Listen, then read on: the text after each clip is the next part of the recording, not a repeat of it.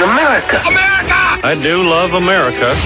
Be a part of the show at 850-233-9988. The Kramer Show on NewsTalk at 101. All right, welcome back to hour number 3 of The Kramer Show. It's Friday, and I'm ready for the weekend. What about you?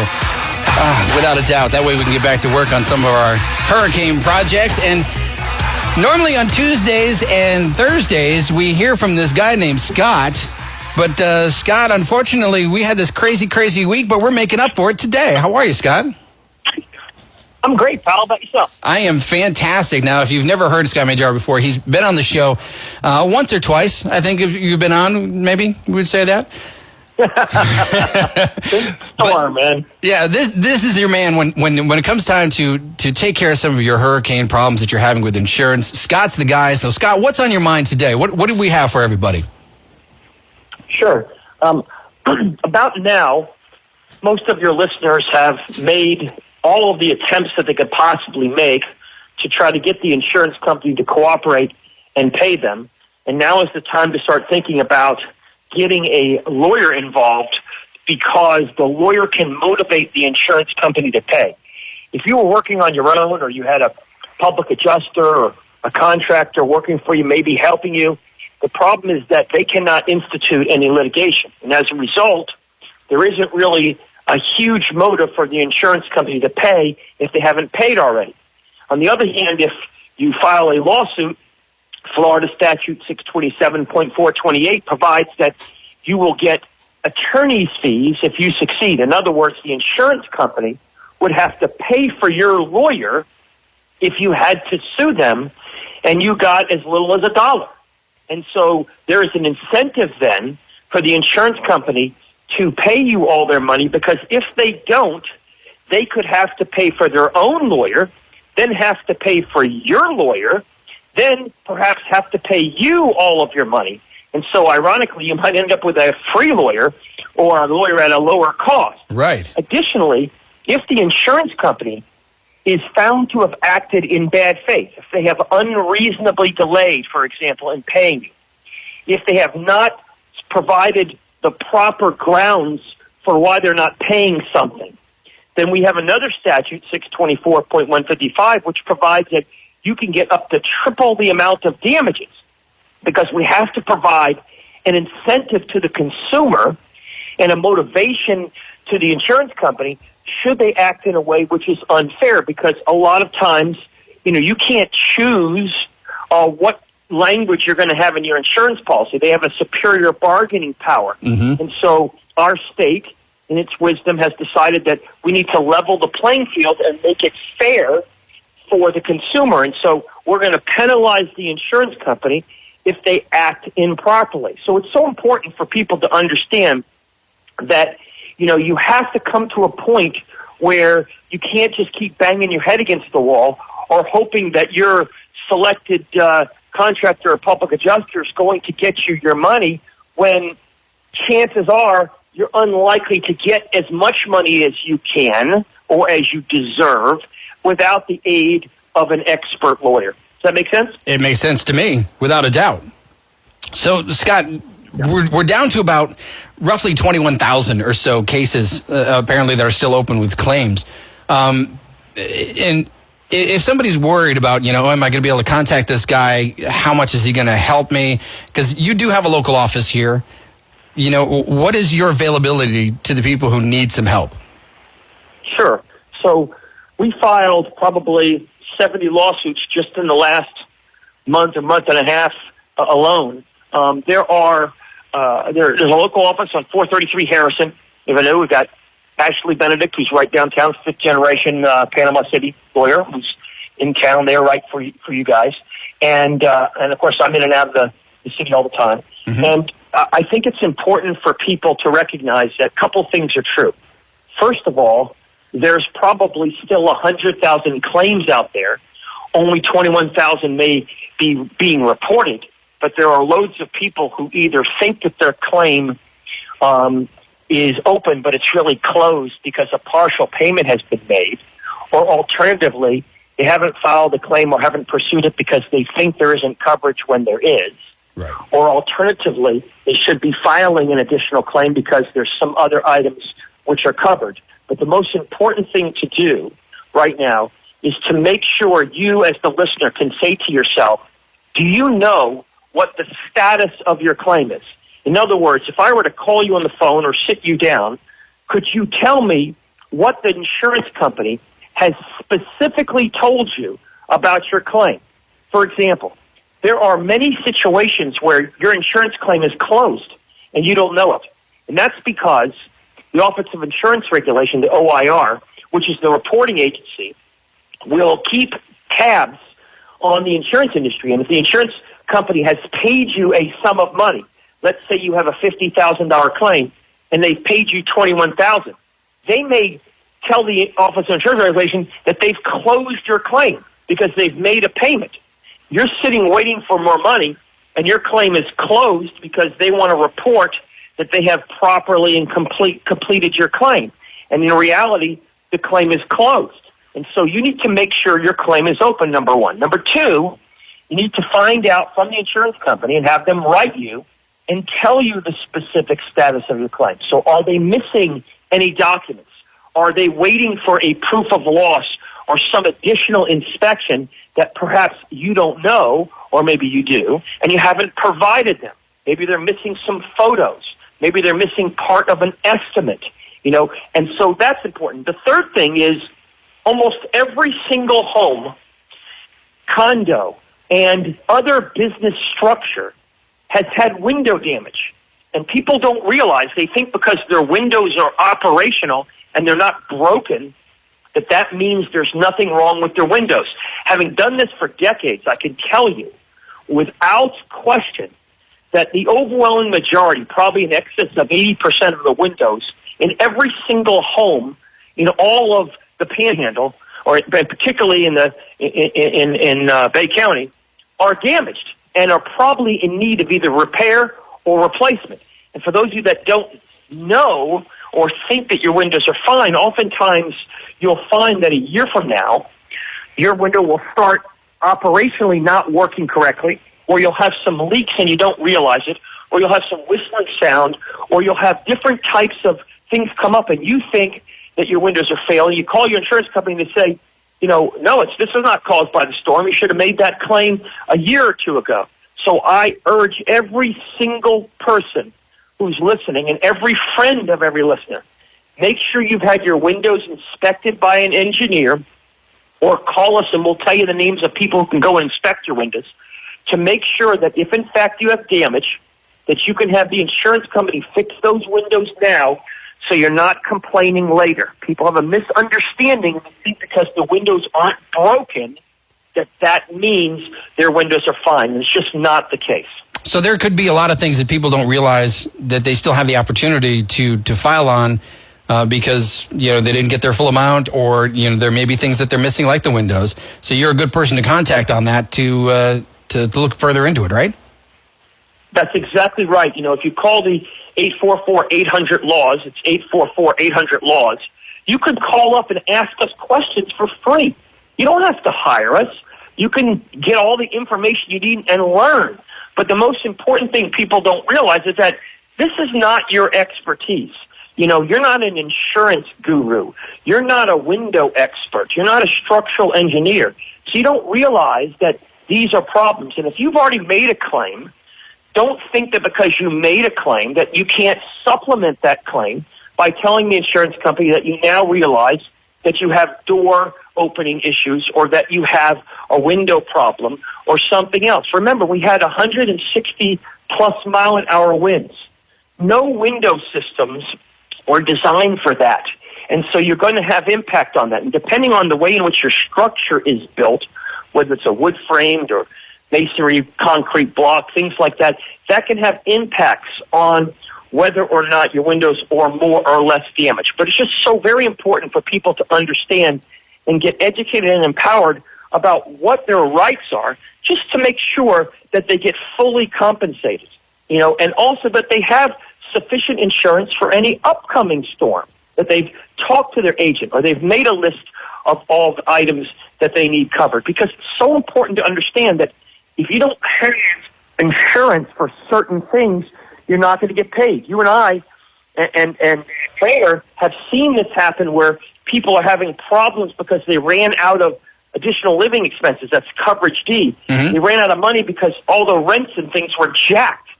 And so all of a sudden you run out of money. Make sure your insurance policy has enough coverage for you. So let me ask you this, guy, because I know a couple of people who've had to relocate while their house is being rebuilt. And one friend of mine, he told me that, they're hopefully going to get this house built really quickly, really soon, because he's still paying his mortgage on the house that was completely destroyed. He now has to still pay his insurance and everything else.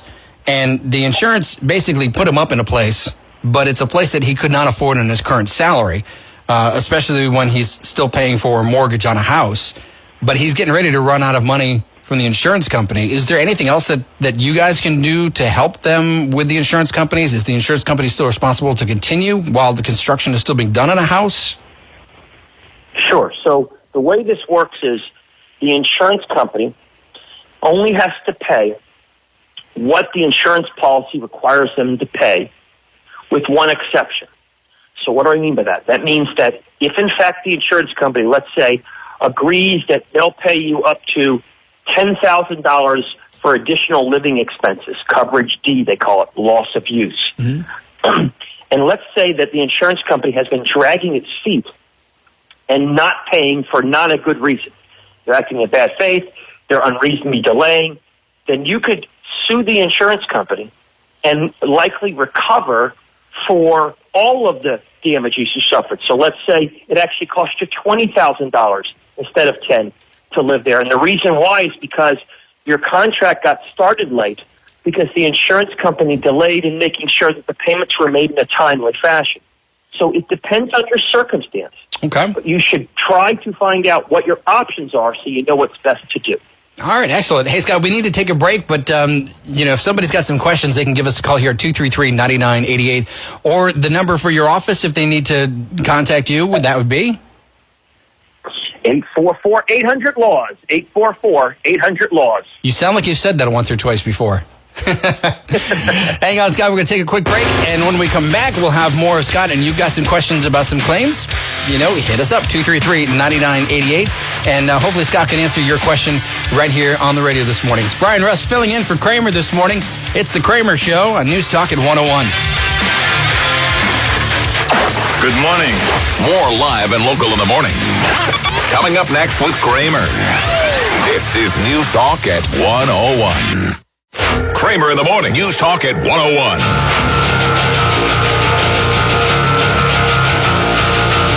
All right, welcome back to the Kramer Show. I'm Brian Russ filling in for Kramer. And today we're making up for lost time on Tuesday and Thursday. Scott Majar's here talking to us about some hurricane relief is what I guess we can call it. Right, Scott? Absolutely. You still there, Scott? Absolutely. Oh, there we go. We'll make sure we didn't lose you completely.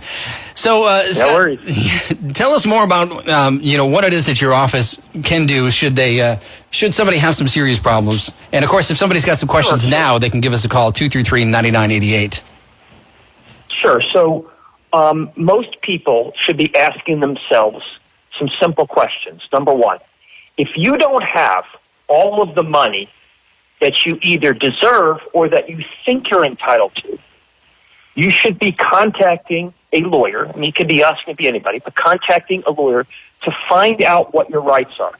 If you have a public adjuster or you have a contractor that you assigned your benefits to, find out exactly what the status of their process is. In other words, write them, an email, a letter, say, dear public adjuster, dear contractor, please give me a status of the exact progress of my case and what the insurance company has specifically stated. Or you can write the insurance company, dear insurance company, it's been 10 months and I have not been paid for my fence, house, structure, windows, doors, pool, whatever. Please write me with the specific status of my claim, telling me why the estimate of $100,000 or $50,000, or whatever the number, has not been paid. Love and kisses, you. And if you do this, what you'll do is find out what the status is so that then we can move forward and understand what to do. Or you can have us call. And we have tremendous success because obviously, logically, if an insurance company knows that they're going to have to start spending money on attorney's fees, their own attorneys, their own experts, as well as perhaps paying you, then they're going to more quickly say to themselves, let's make sure that we're absolutely positive that we're going to win. In other words, that we won't have to pay any more money because there's exposure there. So every listener, if you don't have 100% knowledge, you're absolutely sure what the status of your claim is, my humble opinion is you should either be calling us or another expert lawyer. Now, in terms of hiring lawyers, if you're going to get a lawyer involved, recognize that most lawyers work on a contingency, so you don't have to pay them, tens of thousands of dollars. They're going after the insurance company. If we don't win, we don't collect a dime, so we take all the risk. But ask your lawyer how many cases they've handled. Have they been involved personally with 500 or more cases? Because you want a lawyer, not who decided to do this last month or because of the storm did this, but a lawyer who's had extensive experience. Ask them if they've ever worked for the insurance company. I used to be the chief counsel for one of the largest insurance companies in the world. The reason is because you want to make sure that your claim is treated with the kind of intelligence that you deserve. And that's not to say there aren't good lawyers out there or good adjusters or good people out there. It's the idea that you want to make sure that you get your money, as much money as you deserve, not a dollar more, but not a dollar less, as soon as possible. And the way to do that is to get good intelligence and good knowledge. If you have a public adjuster right now, or you have a lawyer right now, and you're just not even sure whether they're doing the job, you can call me on the phone or call any one of our team members and say, hey, tell me how they're doing, or this is what they told me. Can you give me some free advice on how to handle it or what to tell them? We'll happily do that. We want to make a difference in this community. I've been doing this, as you can tell, very passionately for a long time, and I really want to make sure that we get everybody involved in getting intelligent about their rights. That's excellent. And Scott, we've got Phil is actually on the phone, and Phil has a question for you. Phil, you're on with Scott. Go ahead. Hi, Scott. How are you? Great, Phil. Hello? Hello? Yep, you there? Can you hear me? Yeah, we can hear you. I'm purchasing a home that doesn't appear that it had any damage, but, hidden things, if it pops up, what do I have? What recourse do I have after the fact, or is it as is, where is as is? So in other words, you're buying a house and you're saying that it's damaged or it might be damaged and you want to protect yourself? Is that what you're saying? Right. Okay, so what you should do is, the first thing you should do is find out, if you're buying the house, whether or not the insured, whether or not the person has gotten any recovery of any hurricane damage. If they have, fine. If they haven't, then the next step is to get, as part of your sale of the house, purchase of the house, get an assignment of benefits from them for any claims they may have. And there's a specific format you follow. And then if you find something wrong with the house, then you can sue the insurance company, that is the former owner's insurance company, for whatever damages there are. Another thing you could do is you could get an inspector out there, you could get an engineer or somebody to look at the house as part of your due diligence. And if you think that there is damage, then you can take the purchase of the home and then get an assignment of the claim and then recover all of that money and get the home fixed. So whenever you buy a house, you always try to get an assignment of benefits. It's a separate document as part of the claims. And I would tell anybody in all of the Panhandle, if you're buying a home from somebody, make sure that you get an assignment of benefits as part of the closing documents. Does that make sense? Yeah, even if there was, it's obvious that there was no damage in the house, because the roof is all original. The only damage that might have been done to the property could have been maybe a fence being taken down. Yeah. The answer is... water damage can be hidden behind the wall for years before it exposes itself. Yeah, the reason why you get an assignment of benefits from the seller is because what happens if you get onto the property and then you find out that actually the windows were damaged, or you find out later that maybe there is some damage that they didn't pick up on. There's no downside for the seller to give you that, and you just never know, because most of the homes have window damage, even though it doesn't look like that, depending on the area in which you're at. So it's most important for you, and there's no downside to do this, to get this assignment of benefits done for you. And there's a specific format that the person who's representing you when you buy your house, your lawyer, should get for you to make sure that you get a proper and valid assignment. Okay. All right, I appreciate Thanks for your call, man. Thanks for the call, Phil. And, Scott, that's actually a really good question because of the fact that the real estate market here is really kind of booming, as you know, because you've been in here between the new construction and obviously old construction. So that's some great advice for those that may be actually going to buy a new home. Every single realtor should be listening. Every single broker should be listening. Do not allow a home to be sold, a condo, anything to be sold, without including in the documents an assignment of benefits. Because if you don't, and the new buyer ends up with a home that is damaged, they're likely going to be looking at you and other people and asking you why you didn't educate them to get this single piece of paper that ensures that if they find damages, that they can still take the insured's claim, that is the former seller, the seller's claim, and proceed with recovery. It is such an important thing. If you don't do that, you waive your rights, and you can't go back later. And that's no fun if you're a buyer who's buying a house. And you know and I know there are thousands of homes and businesses that are changing hands, over the past 10 months and in the coming years with this new development and new construction that's going on. Absolutely. And we got to take a quick break. We're on the bottom of the hour here on this, Scott. But we'll come back with more of Scott Major. And, of course, if you've got some questions, Scott is definitely here to answer some of those questions for you. 233-9988. We're going to join more with Scott coming up next right here on Talk 101.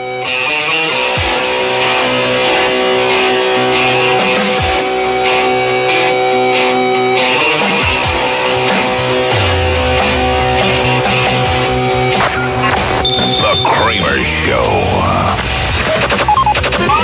I want you off the premises now. 6 to 9 weekdays on NewsTalk at 101. The phone lines are open for you to sound off. Sound off. This place got a telephone. 850-233-9988. This is the Kramer Show on NewsTalk at 101. All right, welcome back to the Kramer Show, and you can keep that phone number handy, 233-9988. This morning we've got Scott Major on. He's here to help us out with some of our issues that comes to insurance claims. Scott, let's talk some more about insurance claims. Well, how are you? So, Don, I'm doing fantastic. I like to hear that.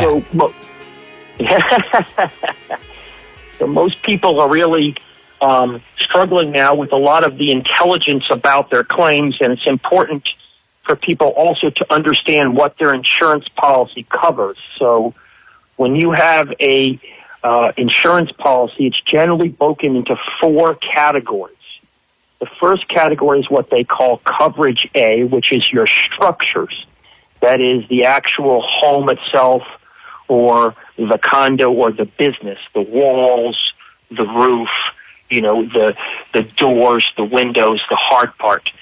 Coverage B, which is the second coverage, is other structures. That's if you have a barn or a shed or a pool or a fence, other types of things that are not necessarily attached to the home but are closely aligned with them.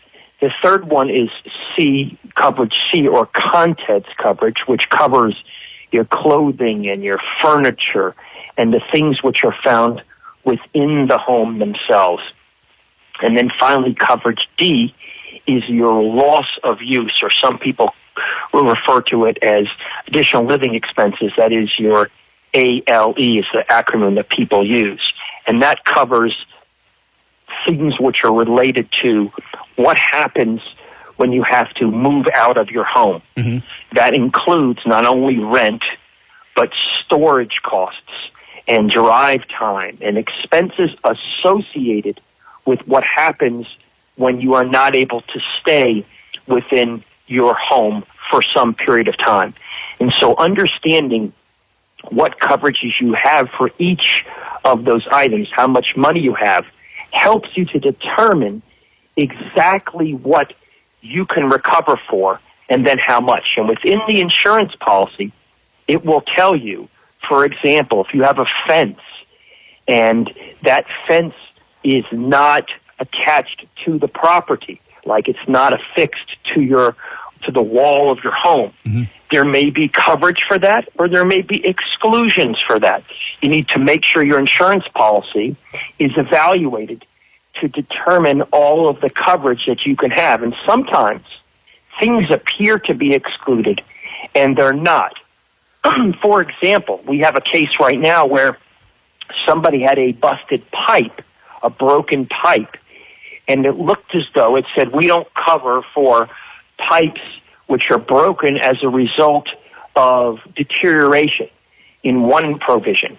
And then in another section of the insurance policy, it said, regardless of any other provision, we will cover any broken pipes or other items if you couldn't have seen them, if it was latent, if it was hidden. And so they do what's called, it's a give back or it's an exception to the exclusion. And so right. You need to make sure that you are taking advantage of all of the terms of your insurance policy to make sure you have the greatest chance to recover all of the money you deserve. That's excellent. 233-9988, that's the phone number that you can get in. And Scott, we have Marcus is joining us this morning. Marcus, good morning. Yeah, good morning. Good morning, Mr. Major. How you doing? I have a question. I'm doing good, thank you. I got a question. I do have a truster and a lawyer, but I'm just not so sure. My house is in Zone A, flood area, and the damage to repair is over 50%. So I have to comply to the new code and raise my building. Now, what does that do to my policy? Am I getting the whole policy or just the repair for the house? Sure. The total amount, I'm not so sure. Sure. So the answer for that is, if you have a total loss to your property, the insurance company has to pay you all of the money that you're owed without regard to whether you choose to rebuild. They can't hold back money. They have to pay all of your money, and there's an actual statutory provision that provides for penalties to the insurance company if they don't do that. If you have what's called law and ordinance or code upgrade insurance, if you have a provision in your policy that says that if you have to improve your property as a result of a code or a requirement in any city or local municipality regulation, then we will pay, in addition to that, the amount of money over and above your coverage maximum in order to do that. Okay. So in your case, since you have to raise your property, and you have to build, that's considered a code upgrade. So if you have that in your insurance policy, then on top of whatever your limits are, they have to pay you the amount of money it would cost to raise your property. So if you had to pay $50,000 to raise your property up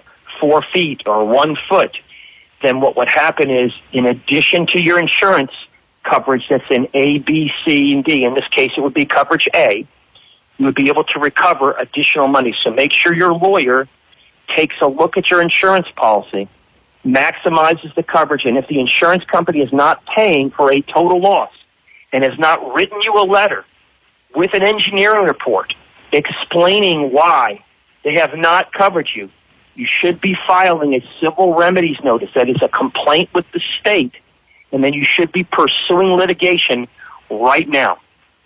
Okay. What about other structures? Okay, so your other structures, which I have a boathouse, and I think he's just going to ask the money to repair it, which is fine with me.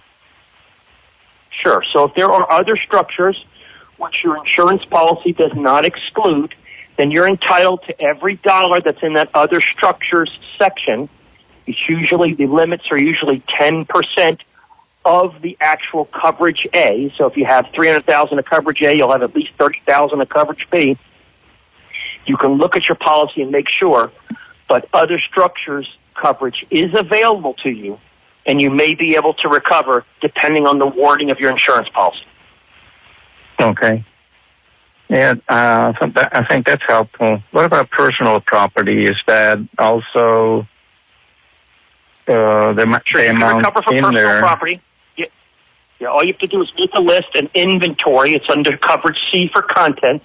You make a list Right. of all the property that was damaged, and you make a list of what you believe the replacement cost is for that. And then depending on your policy, they'll either pay you for the replacement cost or they'll pay you what's called the actual cash value of that. So make a list of each of the damaged pieces of property, and then what it would cost to purchase another item to replace that similar item. And then that will help you in terms of determining how much money you're entitled to receive. Okay. Well, thank you very much. That was really helpful. I sure appreciate it. Glad we could help you, Marcus. That was a great call. Thanks. Otherwise, have a wonderful day. Thank you. You too. And real quickly, we got to take another break here in a second, but what's the phone number that they can reach you at, Scott, outside of the radio station? 844-800-LAWS, 844-800-LAWS. And I know you've also got a website, too. Stormhelpteam.org. Now, how can Stormhelpteam.org. How can you forget that one? Hey, Scott, hang on for 1 second. We got to take a break. When we come back, we'll take more of your calls. If you want to get in on the show and ask Scott some questions regarding your issue with the hurricane recovery, give us a call, 233-9988. We'll be back just a couple of minutes right here. It's Brian Rust filling in for Kramer on the Kramer Show, News Talk at 101.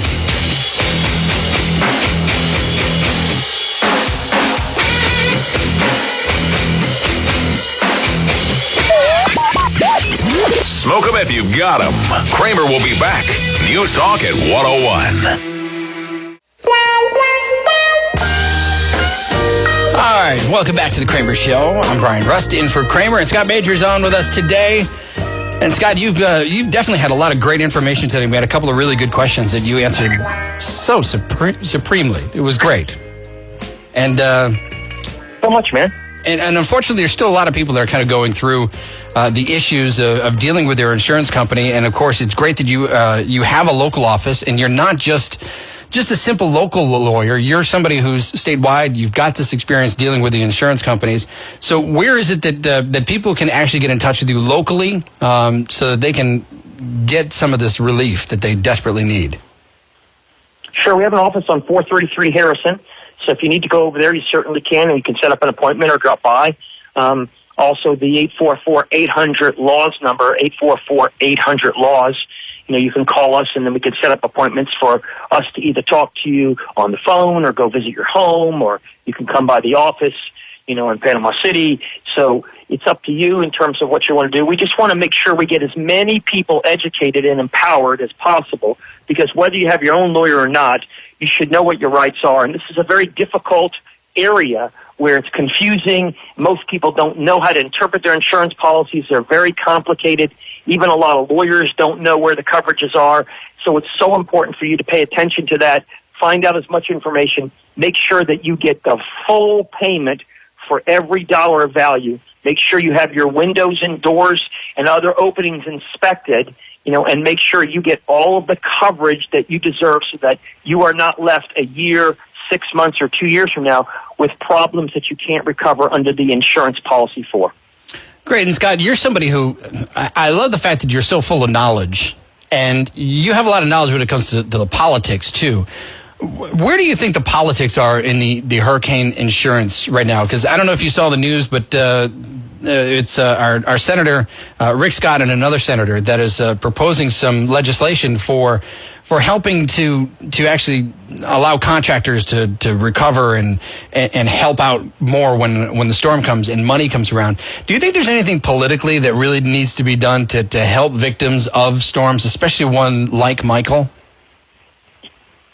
Sure. I think that it is a tragedy that we are not infoing more capital into the area in a quicker and faster way. And if there are any politics that are associated with those delays, that would be tragic. This is like, a 9/11 of sorts. This is a major disaster that has occurred. And when you start to realize the tens of thousands, the hundreds of thousands of people who are affected profoundly by this, you start to recognize the magnitude of this. And those people who haven't suffered, like the people who are still living in RVs or living without air conditioning for 10 months or are living in somebody else's home or driving an hour each way because they don't have a local job or because the infrastructure hasn't returned it. I think that it is a tragedy that is occurring of epic proportion. And I think it's so important for people to work together and to talk to their local representatives and say, we need to rebuild our infrastructure. We need to get money through quickly. See, because a lot of problems happen with, there's a difference between allotting money, say federal funds, to rebuild, and then actually executing on getting those funds actually to the ground and having a specific response. Like, in other words, that the building's actually occurring. And sometimes the government operation runs slow.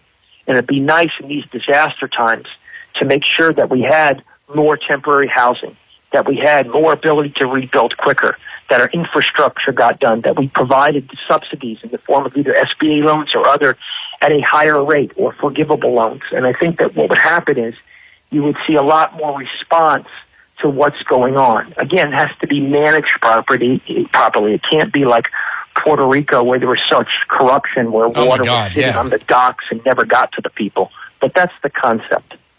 Well, that's great, and that's pretty much what the bill that Senator Scott and another senator is doing.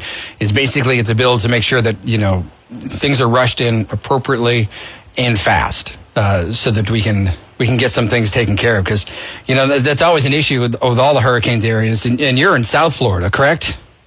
So that's correct. Our main office is down there. You've experienced a few hurricanes down in your realm, and you've got all this experience of what it's like with the delays. Is there anything else that you want to give out for advice for somebody who may be just really stuck between a rock and a hard place right now and not sure what they need to do with moving on? Sure. I think the most important thing, as I mentioned earlier, for people is make sure each one of you knows exactly what the status of your claim is. If you don't already have a lawyer, what is the status of your claim? What is the insurance company telling you in terms of what you either need in documentation or why they're not paying, number one. And number two, get legal counsel involved that will fight for you, that cares about getting you back on your property, that will be aggressive enough to make sure you get paid all of your money as quickly as possible. And don't lose faith. Keep writing the insurance company and asking them to support why they're not paying or what additional information they need, so that there's no way anybody can claim that they're waiting on you. There's no way anybody can claim that you didn't do something because you have something written down. Those are great tools. And if you're unsure or unclear about the status or what to do, dial the 844-800-LAWS number, 844-800-LAWS, and ask questions. We're here to help you. We're trying to empower the Panhandle to get back 850 strong. So please take advantage of it. You know, from all the time I've been here, the 10 months since the storm happened, that I've done everything in my power to try to give valid information and helpful tools that you can use yourself or with any lawyer you hire to really change your life and make your property whole again thereby making you whole again. And of course, if you do make any contact with your insurance company, you should definitely be keeping good record of all this too, so that you do have it when you do get to a point of a lawyer, correct? You're absolutely right. You understand that the insurance company often records the call, but you don't have that recording. So you always should write them right after you hang up and say, thanks so much for talking to me and telling me that I'm going to get my check, or telling me that inspector's coming out on X date. It's so important to document what happens, and it's simple. You can do it by email, right to that particular adjuster, and it's just such a weapon for you. Absolutely, because I've had some experiences in the past where I've forgotten to write some things down and keep track of it. And it's great advice to make sure that you do write down everything and keep a very good record of it so that you don't get hosed later on. Exactly, and I think it's just a good policy, and it also helps you. It helps you in such a great way because you're really maximizing your ability to recover the dollars that you paid for when you bought your insurance policy. What's wrong with getting all the money you deserve and getting it now? That's right. Like they said, it's my money and I want it now. Exactly. Scott, we got about 30 seconds left. Let's get the contact information out again so that everybody knows how to get in touch with you if they need some help. Sure. 844-800-LAWS, 844-800-LAWS, or go to stormhelpteam.org or stormhelpteam.com. Either one will work. Please take the time to make sure you get educated on what the status of your claim is. And thanks so much for having me on. I greatly appreciate it. I greatly appreciate all that you guys are doing on the radio station to support the recovery for all of the citizens of the Panhandle and Panama City in particular. Well, we're all in it together. And Scott, we'll see you again coming up on Tuesday, your normal time, with Kramer. He'll be back from his vacation at that time. Scott, thank you so much. Hours of radio brilliance is over. For more brilliance after the Kramer Show, be sure to like the station's Facebook page at facebook.com/newstalk101. Email Kramer at newstalk101.com. We'll see you in 21 hours. This is News Talk at 101. The Kramer Show is signing off. Sorry. Kramer Show, signing off.